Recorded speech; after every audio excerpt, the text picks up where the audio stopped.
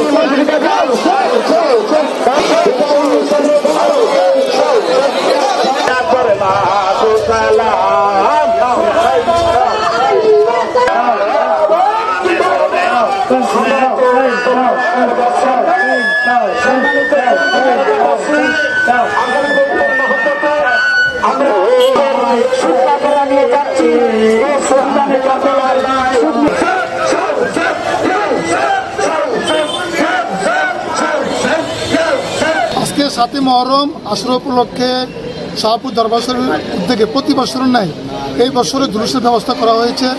সেজন্য কুমিল্লা সাবেক mayor জননন্দিত mayor Monirul Haque সাক্কুরের পক্ষ থেকে আমরা ওনার নেতাকর্মী যারা আমরা আছি আমরা আমাদের পক্ষ থেকে যারা শাহপুর থেকে মিছিল নিয়ে আসবেন এবং এই কাফলা নিয়ে আসবেন তাদেরকে আমরা শরবত এবং পানির ব্যবস্থা করেছি। আমরা তাদেরকে সে পানি এবং শরবত তাদের মধ্যে আমরা বিলি করব এবং তারা তাদের যারা আজকে যারা এই মিছিল নিয়ে আসবে তারা যাতে ক্লান্ত না হয় সেই জন্য আমরা তাদের জন্য আমরা এই ব্যবস্থা নিয়েছি। আমাদের সাবেক মেয়র মনিরুল সাক্কুর সাহেব আমাদের শরবত এবং পানির বোতলের ব্যবস্থা করেছে।